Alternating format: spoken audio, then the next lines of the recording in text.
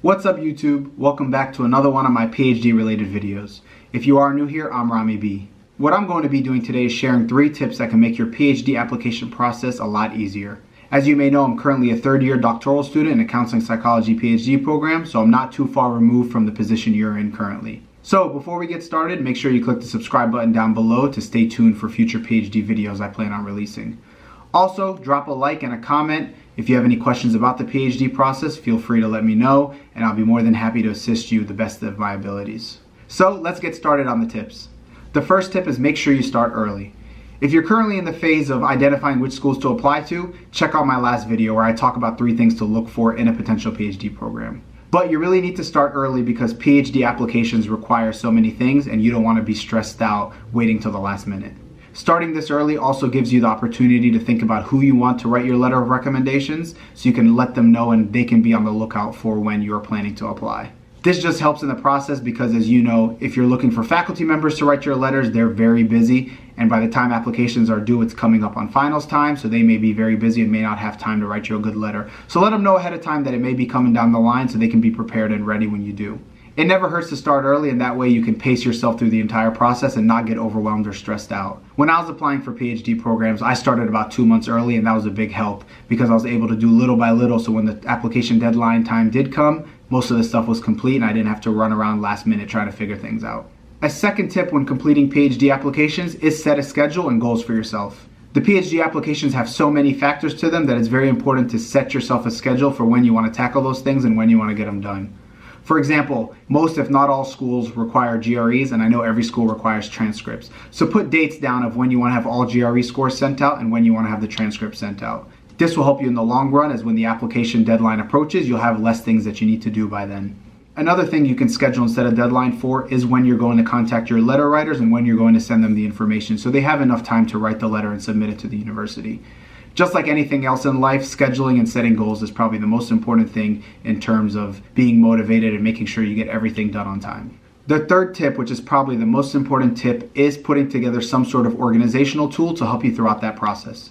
Now, when talking about this tip, I'm going to talk about my experience because I submitted applications to 10 different schools, and as you can imagine, it was probably a very hectic experience, which it was. Thankfully, I was able to put together a really complicated Excel sheet, and that was really beneficial and helpful for me to get through that entire experience. What I put all the way in the left-hand column was every single school, and then I made columns for every single requirement that the school needed. For example, the GRE column, I had every single school code, so when I was submitting it, I knew where it was being sent to, and a column to check off when the schools received it. For personal statements, this one was probably the most complicated, but the majority of schools require 3 letters and some require 2. So I wrote down the name of every single letter writer, whether the schools needed an electronic copy or a hard copy, and I checked off when the writer was contacted, when they sent it in, and when the school actually received it. Some schools require supplemental materials as well. From my experience, I remember one school specifically wanted a sample of my research manuscript, so I guess they could see the type of research I'm doing and my writing style. I made a column for that and just checked off the ones that required it and the ones that didn't. But overall, it was a very, very sophisticated Excel sheet. I also put together a column specifically for when I submitted the application and whether I paid the application fee or not. For me, that was very beneficial because I like to be very organized, and that just made it a lot easier for me, and I didn't have to remember so much on my mind. I was able to look at the Excel sheet every day and was able to keep track of what schools received what and what didn't. And in my experience, a lot of schools for some reason were missing things or they got sent to the wrong department. So having that checklist was very, very important and allowed me to have time to contact them to make sure that they did receive it or figure out what was going on. But I do recommend creating some form of organizational tool because that can be very, very helpful and make the process 1,000 times easier for you because it can be very hectic and overwhelming. For me, it was very important because when I was going through the application process, I was holding a full-time job and I was in the last semester of my master's program. So I really needed some form of organization to help me get through it because I had a lot on my mind and I was busy most of the time. Due to this entire process being very overwhelming and stressful, and if you guys are dealing with a lot of other things such as school or work, utilizing these 3 tips are very, very helpful in terms of completing your applications. Starting early will allow you to have time to complete everything and not feel so rushed and stressed out during the process. Creating a schedule and setting goals will help you get through them step by step and give you a sense of satisfaction as you start accomplishing those goals. And creating an organizational tool keeps you on top of things and helps you accomplish those goals a lot easier.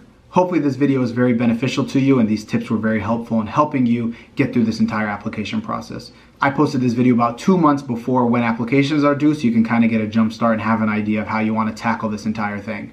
Once again, if you are new here, make sure you click the subscribe button down below. Feel free to drop a like. If you have any questions about the PhD process or any questions about PhD programs in general, feel free to leave them down below and I'll be more than happy to answer them. So before I go, good luck on the entire application process and I hope you get into the school of your dreams. Thank you very much for tuning into these tips, and until next time, I'm out.